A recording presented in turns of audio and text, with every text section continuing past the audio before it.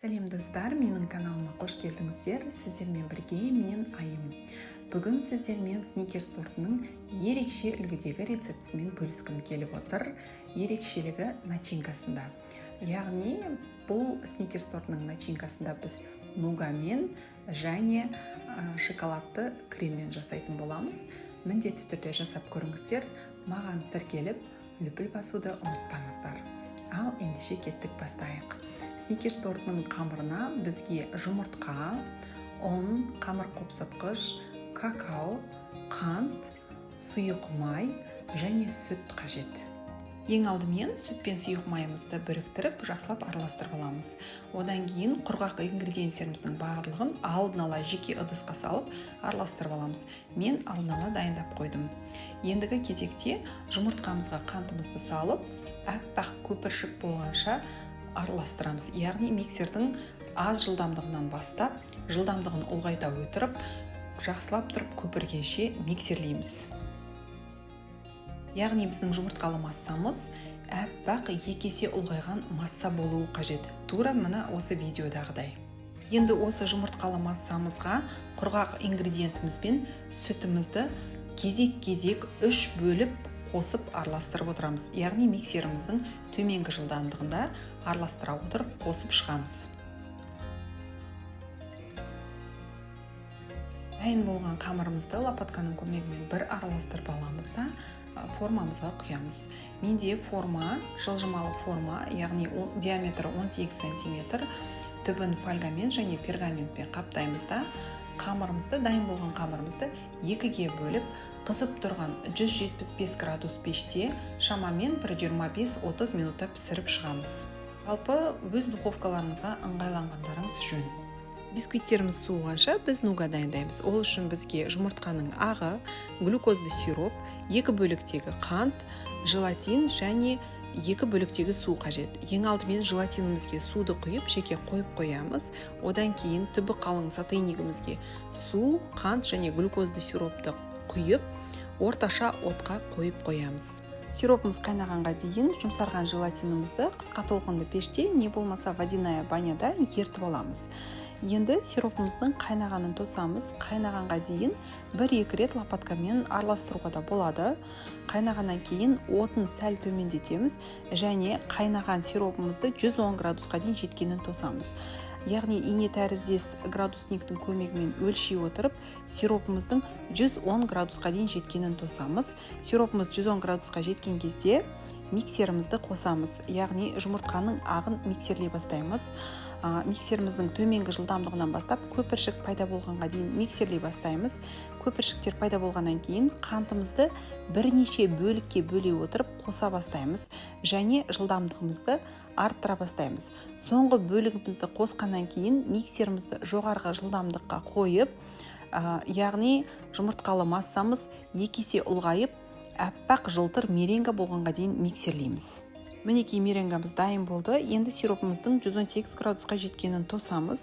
118 градусқа жеткеннен кейін сиропты оттан алып, миксерімізді төменгі жылдамдықта қайтадан қосып, сиропымызды ақырындап меренгамызға қоса бастаймыз. Барлық сиропты қосып болғаннан кейін бағанағы ертілген желатинімізді да қосып бірге миксерлеп жібереміз. Енді осымен нугамыз дайын болды. Осы дайын болған нугамызды формамызға құямыз. Менде диаметрі 18 сантиметрлі кольца, сол кольцаны, яғни пищевой пленкамен жақсылап қаптап аламыз да, соның үстіне нугамызды бірден тез-тез құйып шығамыз. Яғни желатиніміз бірден жұмыс жасайды, сондықтан тез-тез жұмыс жасауы қажет. Осы нугамызды бірден барлығын қосқаннан кейін тегістеп тоңазытқышқа жібереміз.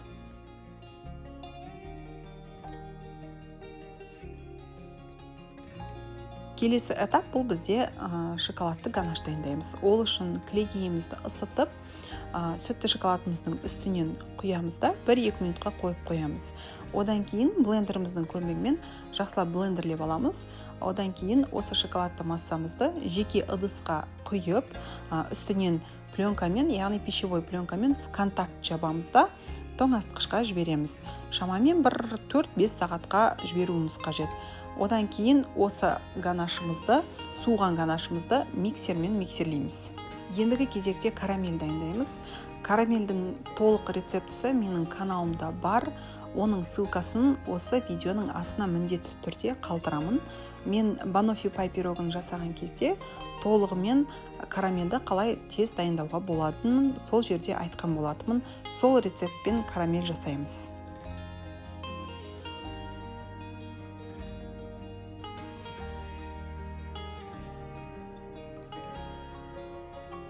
Карамеліміз дайын болды. Енді суығанша бөлме температурасында қойып қоямыз. Қарап отырсаңыздар, өте әдемі болып шыққан.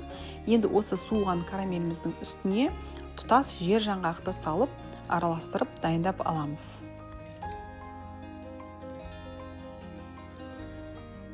Бағанағы ганашымызды, яғни шоколадты ганашымызды тоңазытқыштан алып, жеке ыдысқа салып, қоюланғанша миксерлеп аламыз.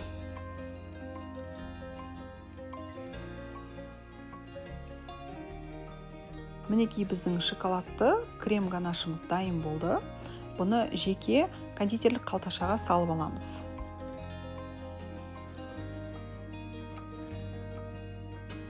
Енді крем-чиз дайындаймыз. Ол үшін творожно-сливочный сырымызды қант ұнтағымен миксерлеп аламыз.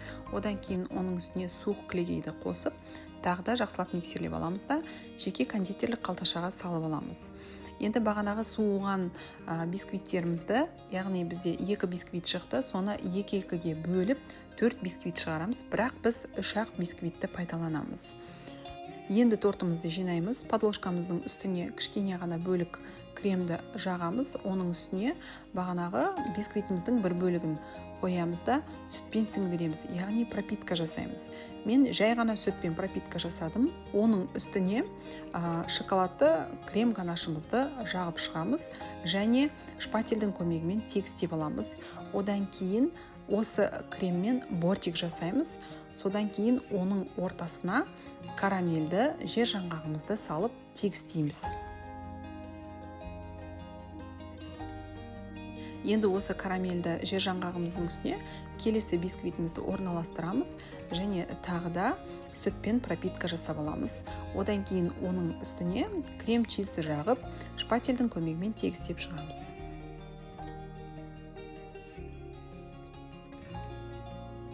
Енді осы крем-чизіміздің үстіне бағанағы жасаған нугамызды орналастырамыз. Нугамызды тоңазытқыштан аламыз да бірден осы кремнің үстіне орналастырамыз. Енді осы нугамыздың жан-жағынан бортик қылып крем-чиз жағып шығамыз және осы крем-чизіміздің кішкене ғана бөлігін осы нугамыздың бетіне де жағып тегістеп шығамыз. Қалған крем-чизімізді біздің тортымыздың сыртына қаптауға алып қаламыз.